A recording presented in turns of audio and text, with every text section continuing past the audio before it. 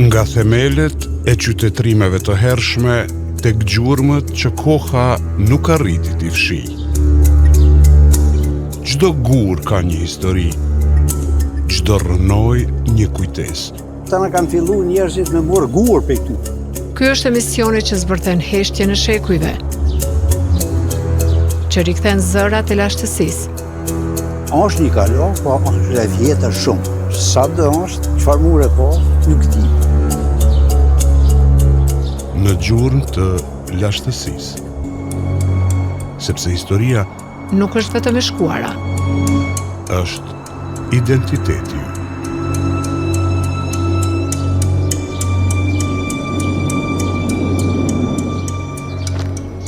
Pepaj, Lubozhde i Stokut, zëri një qytetrimi të hershëm në tokën e Dardanëve.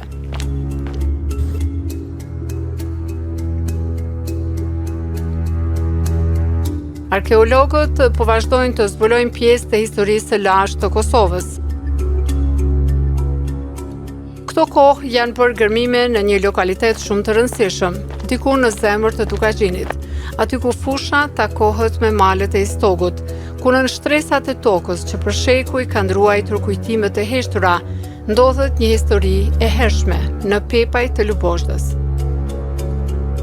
Një vend që sot dukej si një hapësirë e zakonshme rurale, por që në sipërfaqen e tij fshe gjurmë të një jete mijëra vjeçare.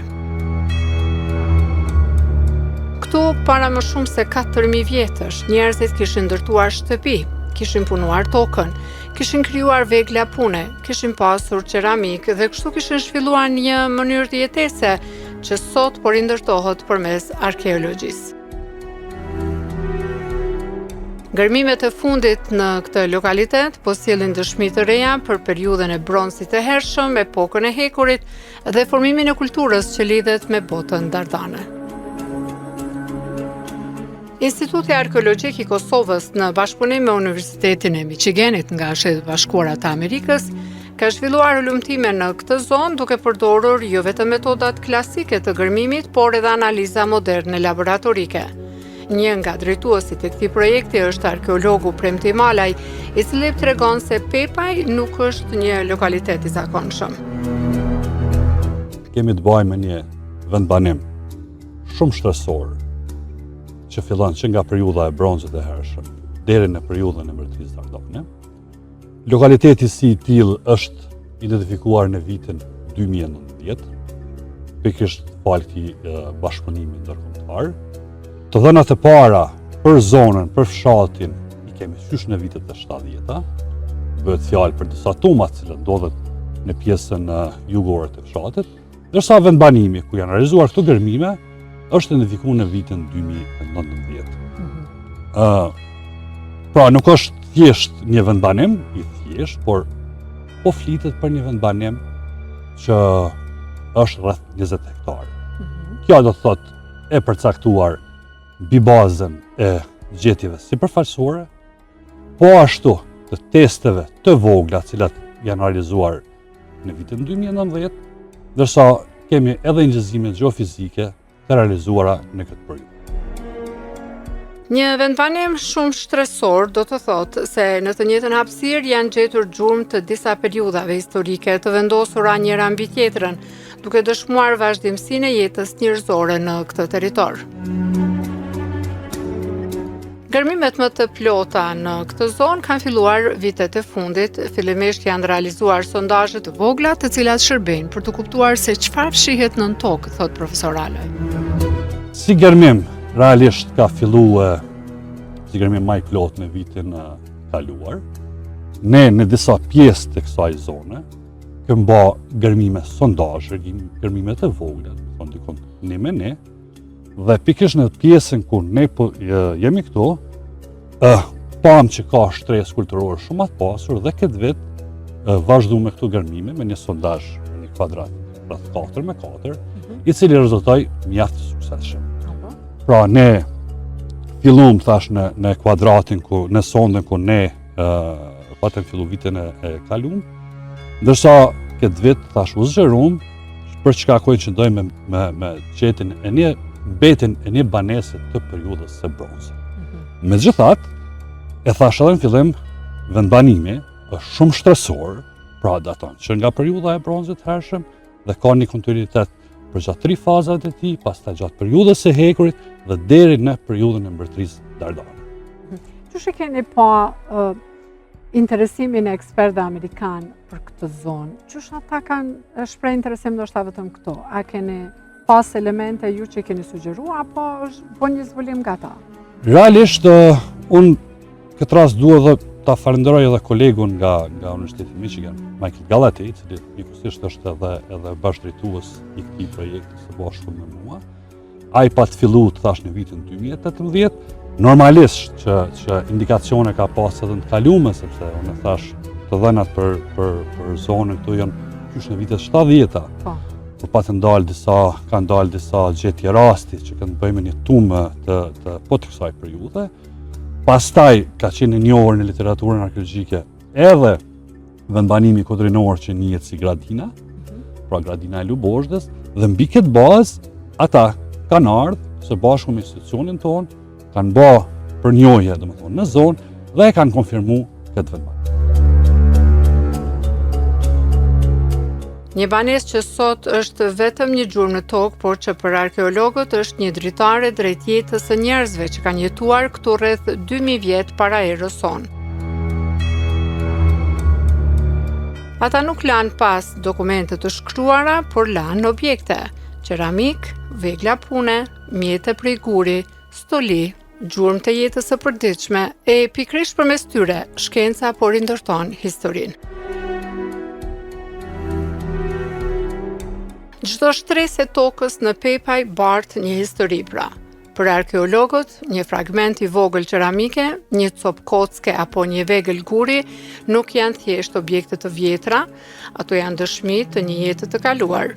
Profesor Premtim Malaj thotë se janë pjesë të një mozaiku që tregon se si jetonin njerëzit mira vite më parë. Në thellësi të këtij lokaliteti, arkeologët kanë arritur të zbulojnë gjurmët e një banese të periudhës së bronzit, por si dukeshin këto banesa, si ndërtoheshin ato. Mbi bazën e analizave të vitit kaluar, ne kemi ardhur në përfundim sepse pikërisht mbetet e kësaj banese janë ndikon rreth 2000 para Krishtit. Dhe kjo na ndihmon shumë, domethënë është si pikë referente edhe për lokalitetet e tjera, sepse nuk është vetëm ky lokalitet në Pepaj, Kosova shumë e pasur edhe me lokalitete të tjera, dhe mbi bazën e mostra, mbi bazën e analizave, sepse ne realisht e datojmë pak a shumë mbi bazën e tipologjisë së qeramikës apo gjetjeve të tjera të stolive, tani kemi edhe analiza laboratorike, të cilat e datojnë sakt periudhën kur është banu dhe kanë jetu ata njerëz në këtë vend. Profesor, çu filloni një gërmim? Sa thellë duhet shkohet? Edhe çfarë elemente gjeni fillimisht? Varësisht si punë teknike pak a shumë çu e bëni këtë punë. Atëherë varësisht prej lokalitetit. Për shembull në këtu në Pepaj, domethënë shtresa kulturore ka arrit në thellësinë mbi 1,50 cm. Pra, mbi 1,50 cm, thash kemi gjetur mbetet një banese, janë disa elemente që e përcaktojnë, po ka qenë dyshemeja, banesat kanë qenë të ndërtuara me domethënë ka pas shtyllat të drurit, pra me dru, me bazë me dru, me guri, pastaj pjesa e ka qenë shtuar me dysheme. Elemente të tjera domethënë është qeramika që e kemi gjetur aty, me cilët ata janë ushqy, kanë baza ditore, pastaj veglat e punës, që janë gurë të mokrës, pastaj thikat të ndryshme, është karakteristike se mos për këtë banesë. Ne kemi gjetur disa thikat të materialit të strallit, të cilat i kanë përdorur për si mjete pune, stoli të ndryshme, objekte të cilat kanë shërbyer për tekstil, do thonë stoli të bronzit, pastaj stoli nga materiali i gurit dhe kështu. Mira vite kanë kaluar, por këto elemente kanë mbijetuar dhe pikërisht kjo e bën Pepajn një lokalitet të veçantë, një vend ku mund të lexohet historia një komuniteti që ka jetuar, që ka punuar dhe ka zhvilluar kulturën e vet në këtë territor. Për mua ndoshta është edhe vendbanimi më i madh i prehistorisë në Kosovë. 20 hektarë nuk është pak.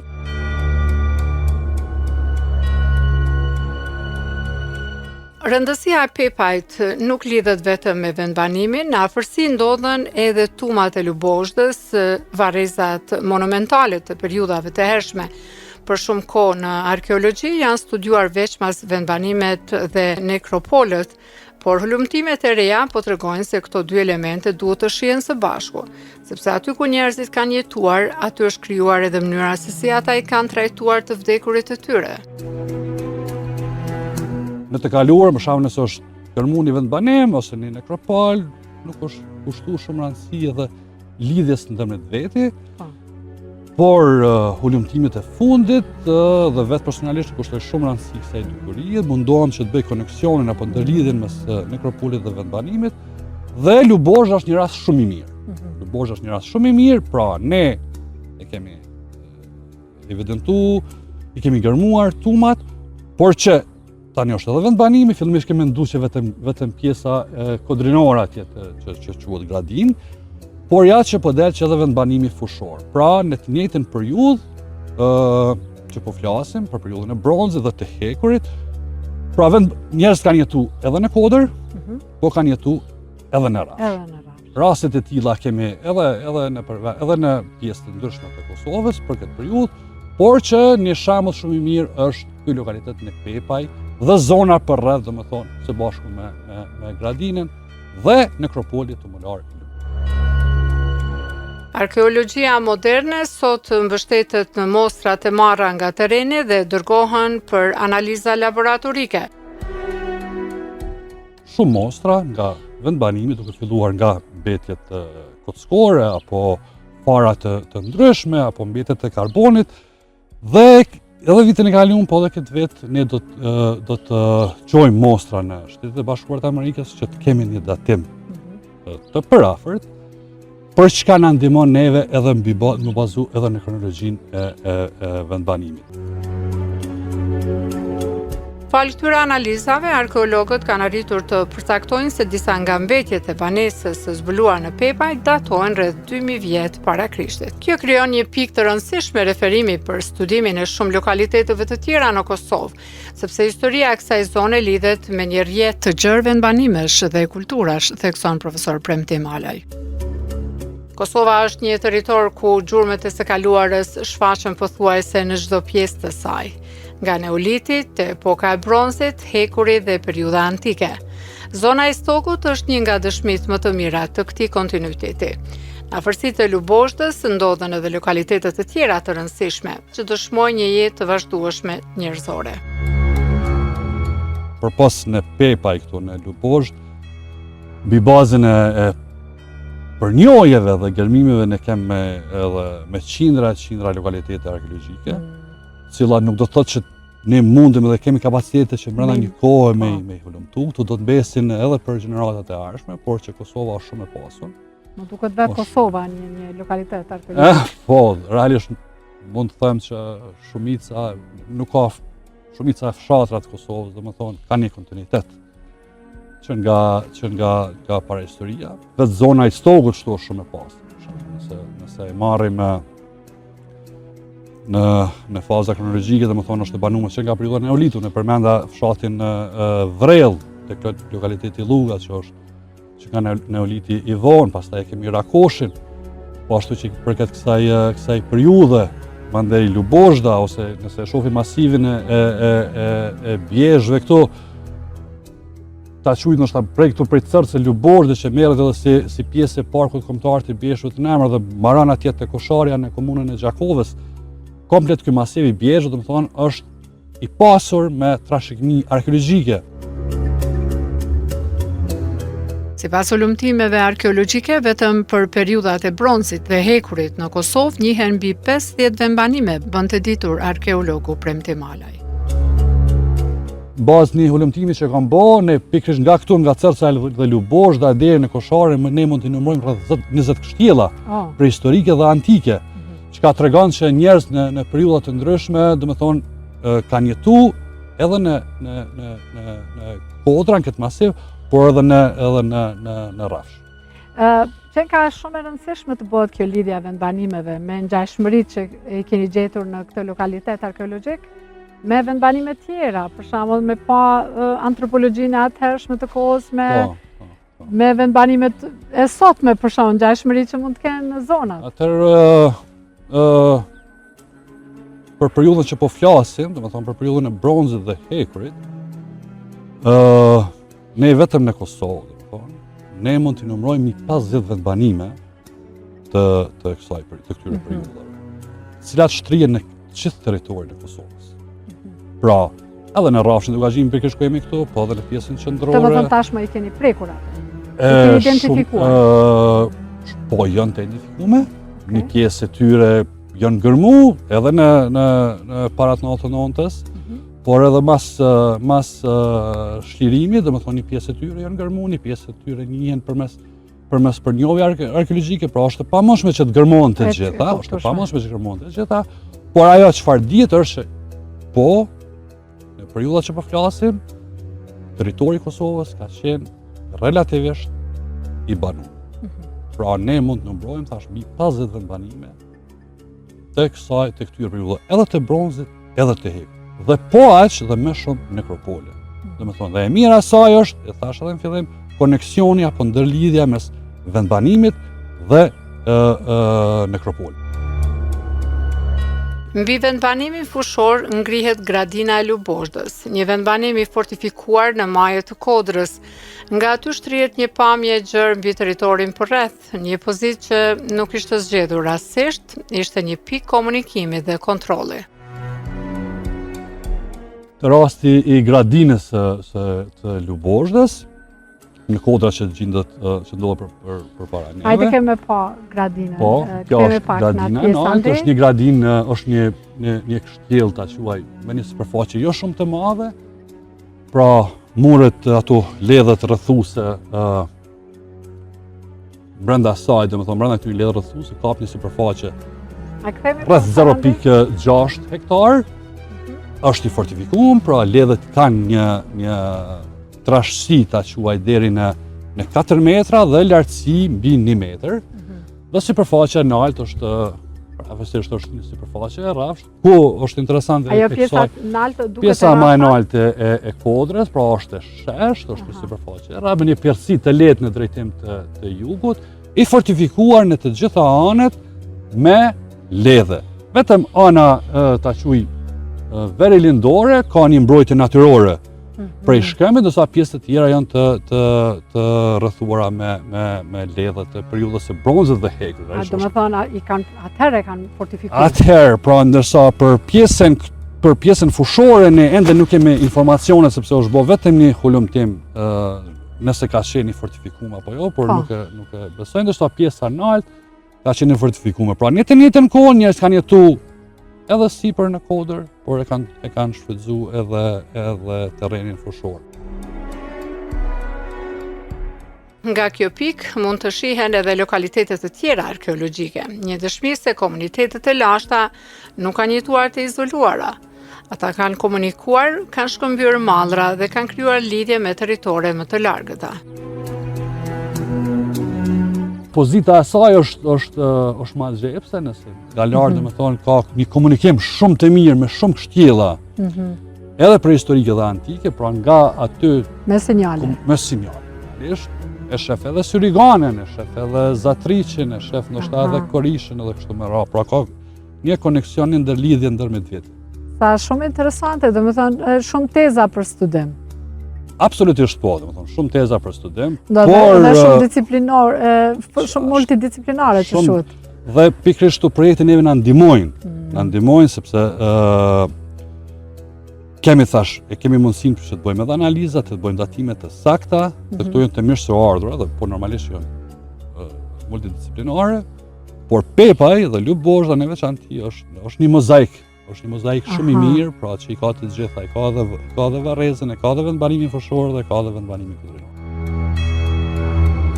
Profesor Premtim Malaj thotë se një nga dëshmitë më interesante të këtij lokaliteti janë edhe importet. Materiali i cili përcakton këtë periudhë është pikërisht janë edhe importet. Janë edhe importet, të cilat ne kemi gjetur në Pepaj. Pra importet që mund të kenë ardhur nga kolonitë Adriatikut ose nga Egeu, Se ka sinjale, ka shenja. Ka fragmente, do të thonë ka fragmente fragmente ceramike të lyra me vernik të zi, cilat janë, do të thonë, janë indikator që tregojnë që këto janë importe të sjellura, do të thonë ka pas shkëmbime tregtare. Ato importe kemi gjetë edhe në pjesën kodrinore, pra edhe në pjesën fushore dhe po ashtu edhe në tumat që e përmendet, do të thonë. Madje këto sepse përpas Lubozhës, do të thonë është një nekropol i Banjas së Pejës, me shumë mundësi dhe ja ka qenë një varrezë tumulare, aty janë gjetë shumë importe, do të thonë, vllazë me vernik të zi. Aty është gjetë edhe arë dhe argjend duket pak më shumë? Është gjetë edhe për krenari i lire, do të thonë, por është e njëjta zonë, dhe është e njëjta kulturë. Ato gjetë realisht janë gjetë në Banjën e Pejës, njëjta kulturë është gjetë edhe në tumat e Lubozhdës. Vetëm që në Lubozhë nuk kemi ndeshë për krenare, ndërsa Banja e Pejës, po aty janë gjetë edhe për krenare i lire.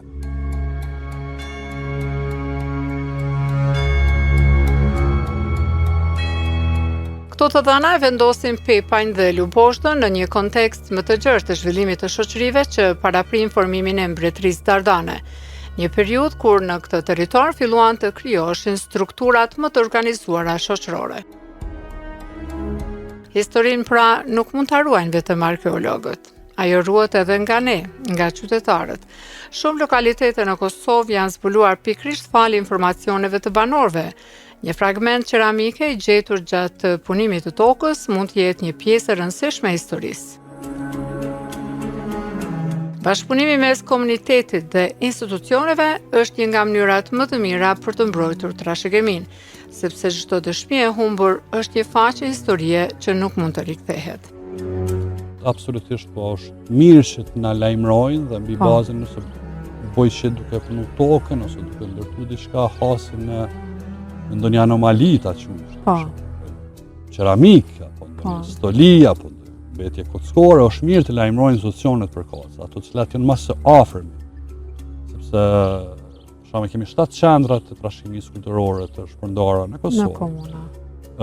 Është mirë mu lajmëru ato institucione, pastaj ne jemi ta shkujt një shtëpie, bashkëpunojmë me neve dhe vim deri dhe realisht shtu identifikojmë. Po, pra. Shumica një pjesë e madhe e lokaliteteve arkeologjike janë evidentuar mbi bazën e informacionit të banorëve. Po.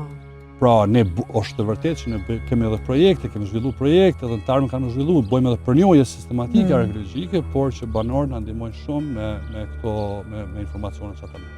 Që ju kam bjetë pa punu, përshë që këtu paskët shumë punë në Lubozhë dhe në Pepaj, po. E keni plan me vazhdu kërkime në këtë zonë? Me shpresë që po. Me shpresë që po të shufin të arën. Sepse është edhe kosta.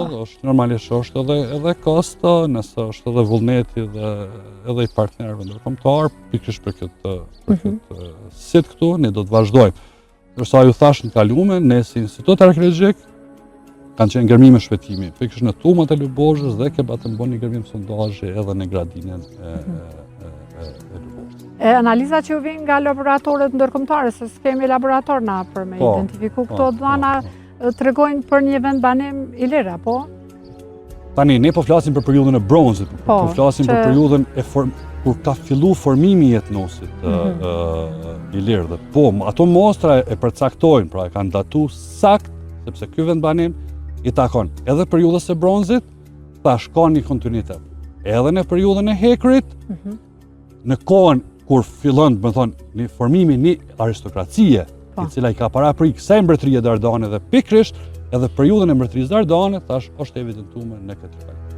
Ne të gjithë profesor flasim për Dardanët dhe krenohemi me fjalën Dardan, po pak dim për Dardanët, për kush kanë qenë ata, çuçi kemi trashëguna. Edhe duhet mu këthy me mësu jetën e tyre, po, të vërtetën për ta. Absolutisht po, dhe arkeologjia është njëra ndër fushat e cila i studion, më thonë, para arsit tonë dhe normalisht edhe institucionet tonë edhe kanë punu dhe shpresoj shumë që do të financojnë edhe në të ardhmen për ndryshimin e fakteve për të tregu sepse kush ka qenë Dardanët, që normalisht e di që është njëri ndër fiset më të mëdha i lirë që ka jetuar në këtë. Jo vetëm në Kosovë, edhe për rreth saj dhe me shpresë që po, kjo do të jetë në kontinuitet ulëmtimi, studimi i kësaj popullate antike që ka jetuar në këtë territor. Ju keni bërë studime në Francë, studime të avancuara edhe në këtë fushë, A ju ke thonë francezëve që je një Dardan? Unë ndjej veten ashtu, është një çka ndihesh, domethënë ndjej veten. Normalisht jam Edhe shqiptar. çush e ke karakterizuar ti veten kështu, si një Dardan? Unë thash, e ndjej veten të tillë. Tani analiza ato nuk e kam normal me bë, por po, domethënë ne duhet më krenu që jem si shqiptar që banojmë në këtë tredh, që konsiderojmë veten që pasardhës të Dardanëve Ilias.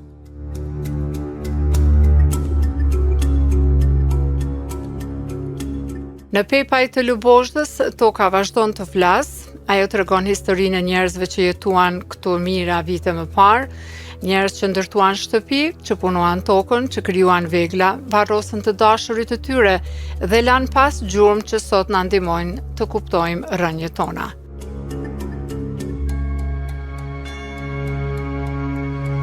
Arkeologjia nuk është vetëm kërkimi së kaluarës, ajo është mënyra për të kuptuar se kush kemi qenë dhe si kemi ardhur deri këtu. Pepaj është një nga ato vende ku historia lexohet e mësohet nën këmbët tona, dhe çdo shtresë e zbuluar sjell një zë të ri nga mira vite më parë. Një zë që na kujton se kjo tokë ka pasur jetë, ka pasur kulturë dhe qytetërim shumë përpara nesh.